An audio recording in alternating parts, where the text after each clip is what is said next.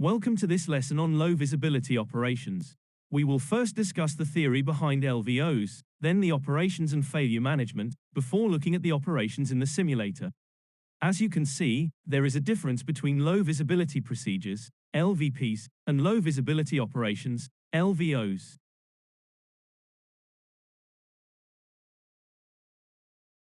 It varies from airline to airline, but there are many documents we can refer to for more information on LVPs. Some of these documents include QRH, FCOM, FCTM, other company operation manuals covering laws and limitations.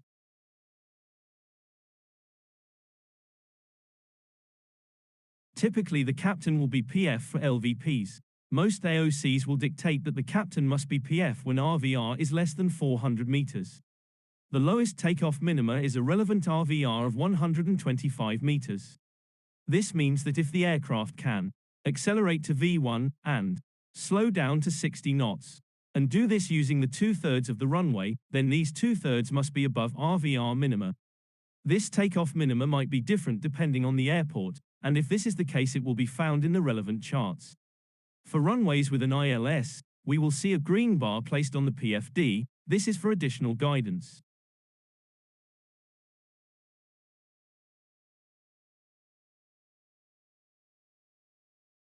A departure taxi briefing is essential and must be briefed comprehensively, highlighting any hot spots, runway crossings or holding points.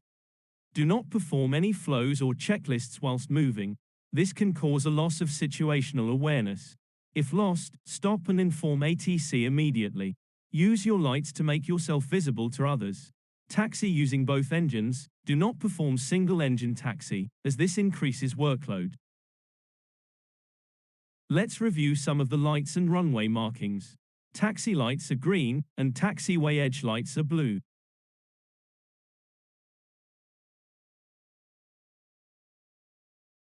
As you approach the runway, we will see both lights and markings. Red lights are stop bar lights. You cannot taxi past a stop bar. The amber flashing lights are guard lights. These are to let you know when you are about to enter a runway, but they do not control entrance to the runway. Please also learn the taxiway markings.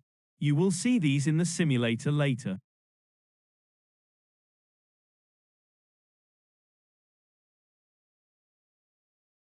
The takeoff minima is determined by the airport facilities and the lighting the runway has.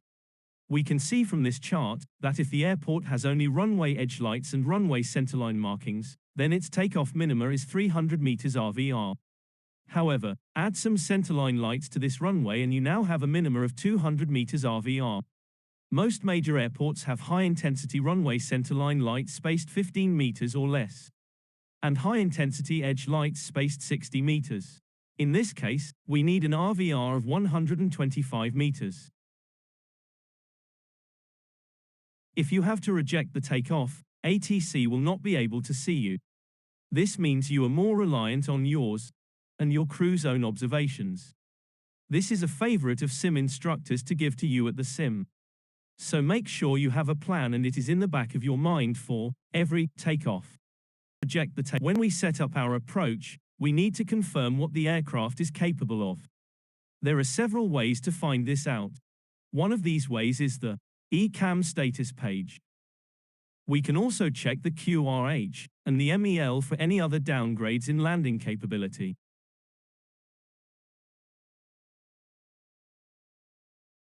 You should be very confident in your knowledge with this table. It is essential for not only LVP operations, but also in abnormal LVP operations too. Take time to look at this table.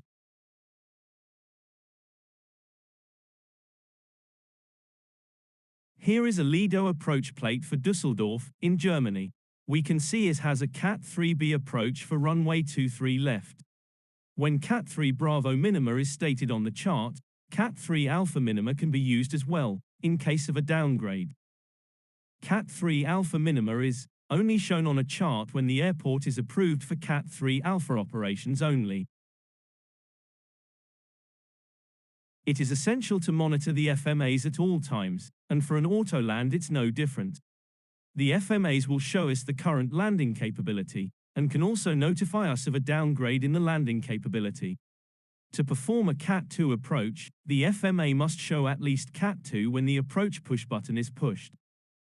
To perform a Cat-3 Alpha approach, the FMA must show at least Cat-3 single when the approach push button is pushed. To perform a Cat-3 Bravo approach, the FMA must show at least Cat-3 dual when the approach push button is pushed. Set up for the approach as you usually would. On top of this, brief the hold patterns. These are common in LVPs. Brief the taxi route when landing. Brief your flows and actions during the approach, and any abnormal actions. We'll look at these in a bit. In the MCDU, place the relevant minima that you find on the charts in the radio box on the approach page.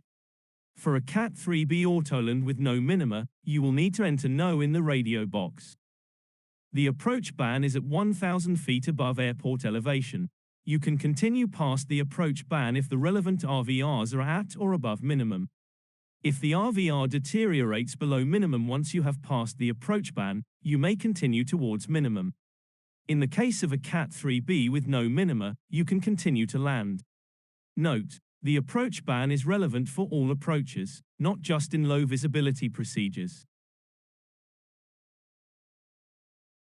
The following slides detail the typical flows for an auto-land approach on an A320. As a professional pilot, you will have to memorize and fully understand these flows, and you will discuss them in your brief.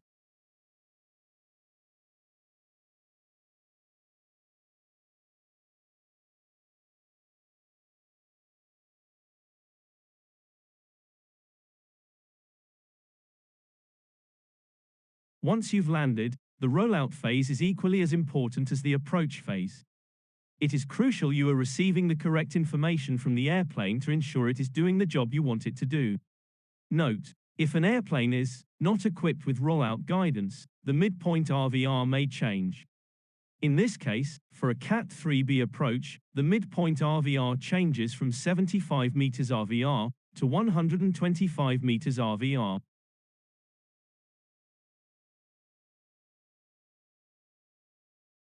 Take your time to look at the approach lighting system for low visibility operations.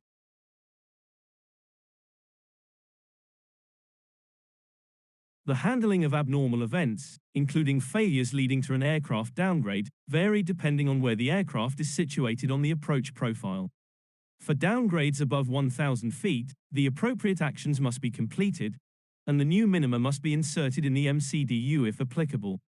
This must be done by 1,000 feet, otherwise, go around.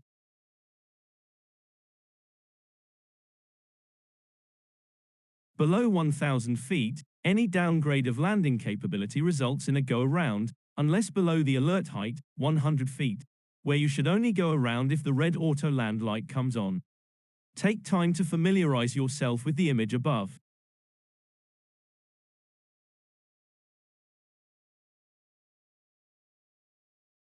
The red auto land light can appear below 200 feet, and it signals to the pilots that the plane is unable to carry out an auto land. Reasons for it coming on are loss of autopilots, loss of localizer above 15 feet, loss of glide slope above 100 feet, loss of glide slope and localizer altogether, discrepancy in radio altimeter above 15 feet. In the event the auto land light does come on, a go-around must be carried out. One mistake we see a lot when there is a loss of autopilots is that pilots forget to pitch up. This is an easy mistake to make, as your brain is still using the autopilot. Based on the fail operational characteristics of the Airbus, the alert height is situated at 100 feet RA. Below the alert height, you should only go around if the red auto land light comes on. An engine failure does not trigger the auto land light, so for example, if you have an engine failure at 75 feet, you may continue with the landing. A typical sim profile might include an engine fire below alert height, with an evacuation once the rollout is complete. Following FMAs you are likely to see on a typical Cat-3B autoland. You will see GS and lock for most of the approach. At 350 feet, land will appear and replace the GS and lock. At 40 feet, flare appears on the FMA. And once the aircraft has landed, providing we have rollout guidance, then rollout will show on the FMA. Now let's have a look at this in real time, in our flight simulator. Okay, now let's have a look at a departure in LVPs. We begin holding short of the runway, with checks and flows complete. Remember, these are done when the aircraft is at a standstill.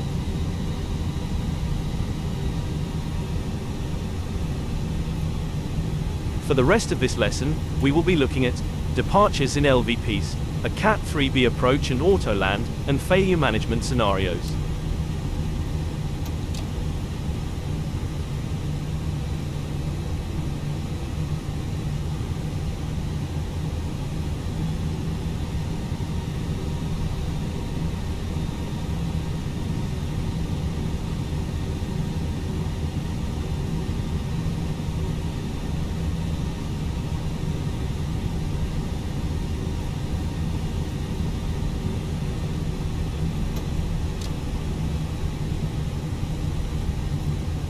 Runway 27 right, cleared for takeoff, Airbus 123.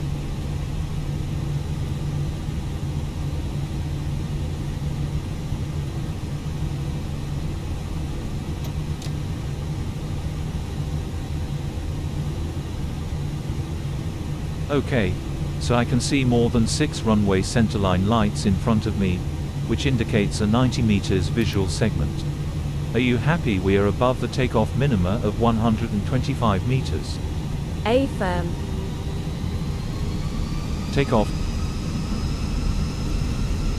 Man flex 62, SRS, runway. Checked.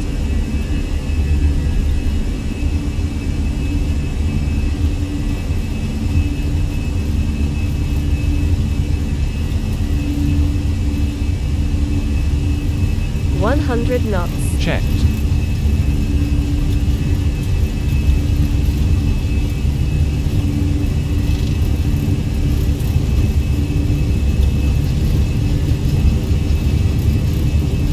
V1, rotate. Positive climb. Gear up. Gear up.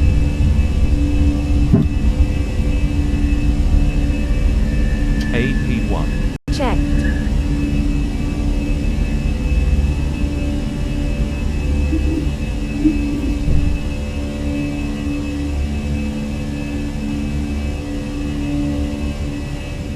We will now look at a normal ILS Cat 3B approach to land. The aircraft is just coming up to 1,000 feet RA, it is stable, configured and all checklists are complete.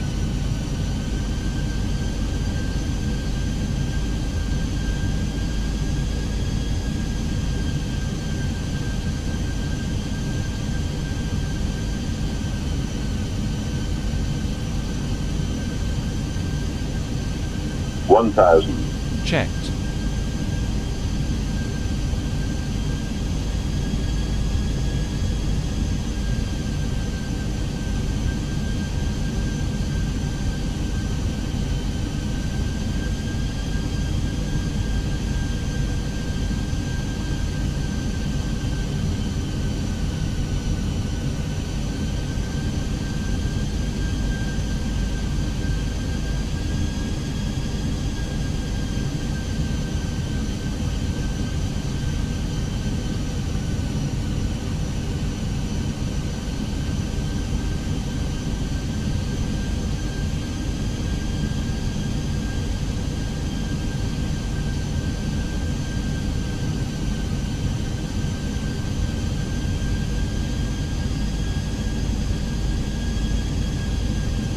.500 feet, stable. Checked.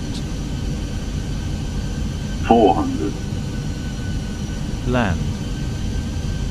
Checked. 300.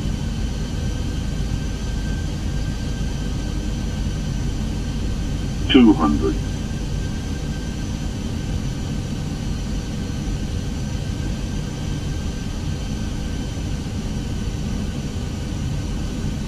100. 100 feet.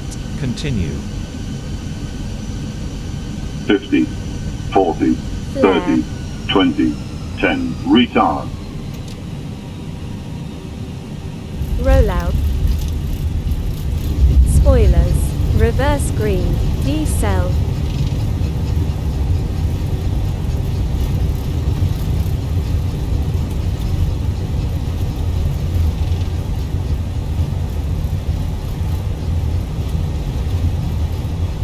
"70 knots, Checked.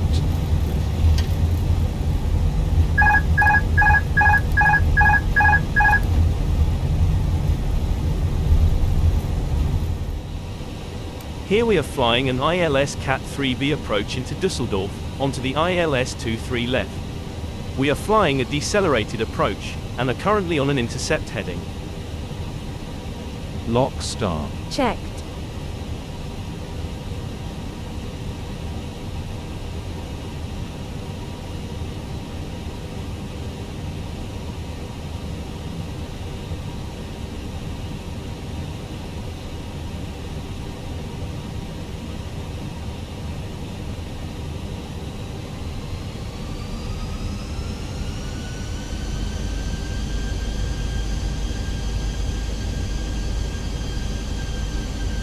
GS star, missed approach altitude set to 4,000 feet.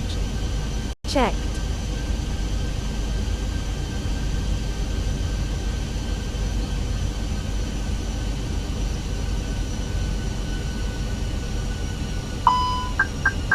Master caution, flight control ELAC 1 fault.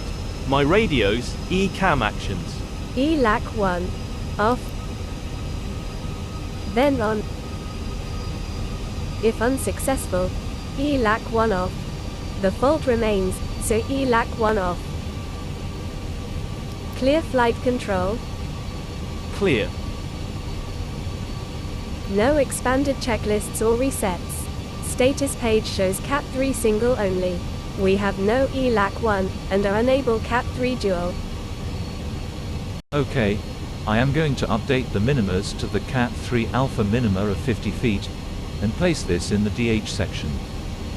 E-cam actions are complete. That's checked. Now let's continue configuring.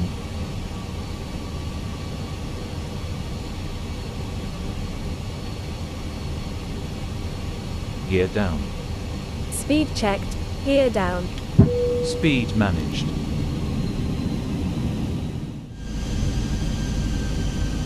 Now we are going to take a look at what happens if we have a failure which triggers the auto land light, which is armed at 200 feet.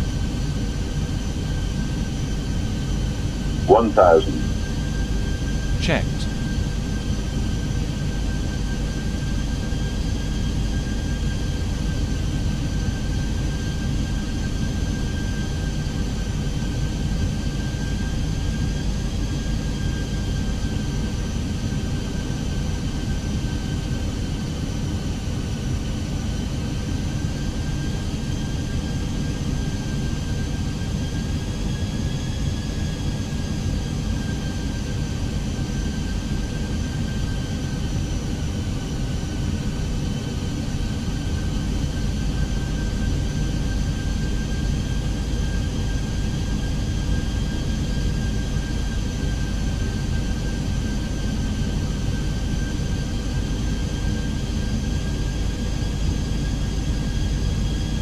"500 feet, stable, Checked.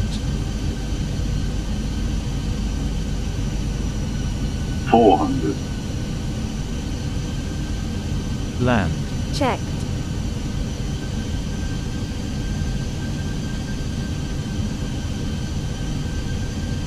Two 200.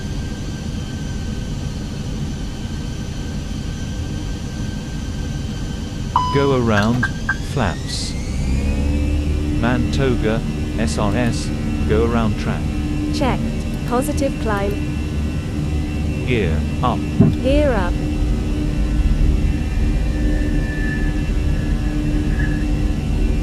Airbus 123, going around,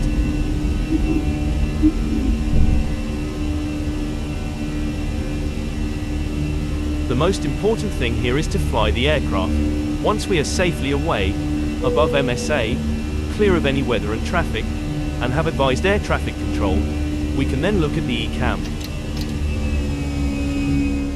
For our final example, let's have a look what happens when we have a failure below the alert height, which does not trigger the red auto land light. You will see that, even with an engine failure below 100 feet, the aircraft can still carry out the landing. 500. Stable. Checked.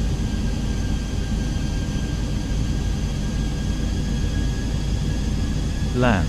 Checked.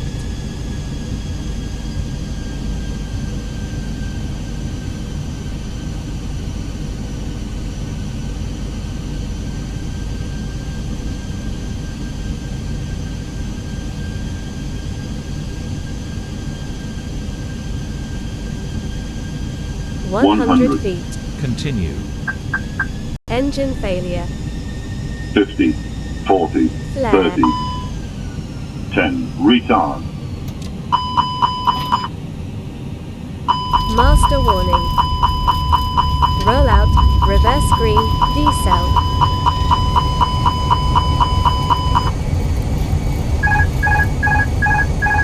$70 knots. Okay, we are stopping on the runway, advise ATC.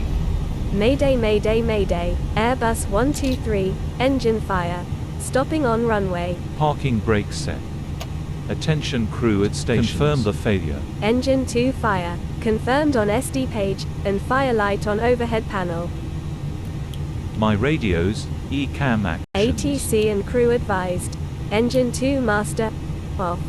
Engine 2 fire push button. Push. Agent 1 discharged. Agent 2 discharged.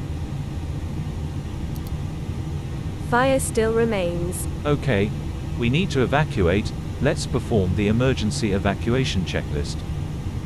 Well, we have come to the end of the video. Hopefully you are now a low visibility pro. It massively helps us out if you like and subscribe to our channel. If you have any questions or feedback, let us know in the comments. That's all for now, and we'll see you next time.